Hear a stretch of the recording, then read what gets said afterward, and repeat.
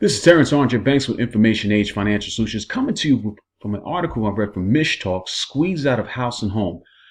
Titles always catch my attention. I want to go into the depth of this because I deal a lot with housing, because housing is a big part and factor of economically what people do to exist and how we function. And as I've talked before in several other videos, that I believe that we're reaching another echo bubble in terms of housing. Again, the same mistakes not have repeating itself.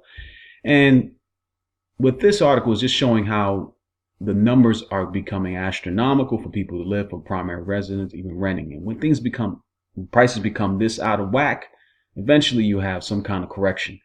But that's not always good if you're the person buying a particular property at the junction of time when it's got this peak of its height. So just want to dive right into the article. Put a link inside the description as always. Squeeze out of house and home. I compared apartment prices determined by the Rent Cafe to shelter indexes in the CPI. On October 19th, I noted the national average rent declined for the first time in 2 years.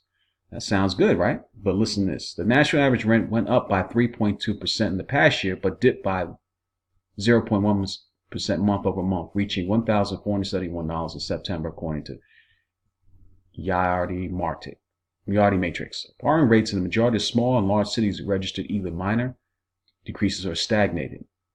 In more than half of the nation's largest rental hubs, rent prices waned since August. Look at this. The guy's just been like almost a hockey stick in terms of going up. And average, this is just for the rents.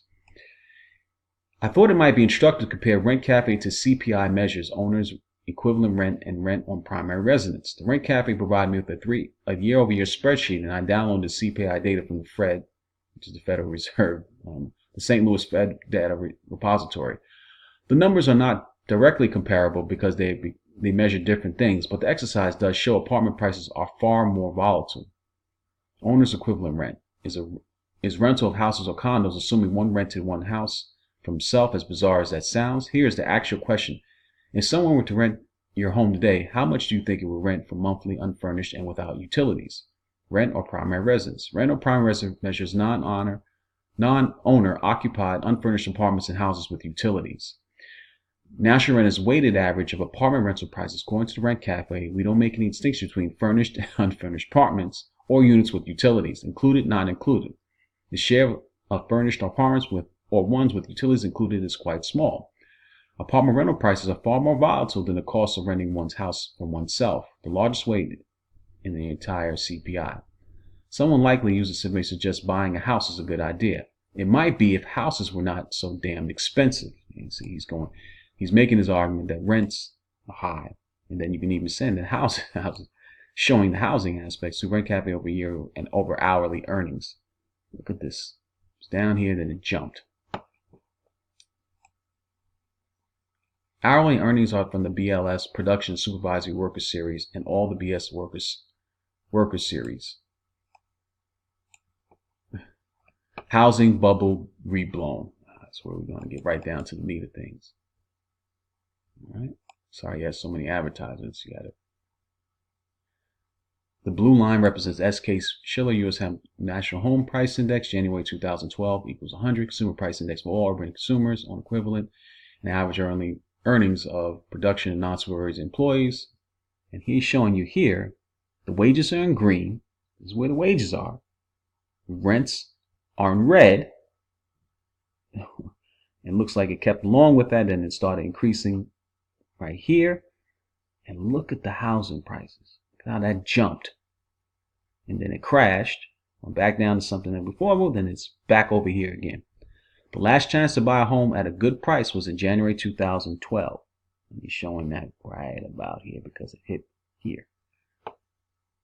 Since then, the last chance was 7 years ago. Pick your squeeze. Renting a home increases in national rent have generally outpaced year-over-year hourly earnings since 2011.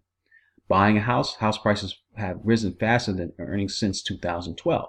Compared to the price of rent or the price of buying a home, real wages have been in decline since 2011 to 2012. The squeeze is on. Healthcare, let's not even go there if you buy your own insurance.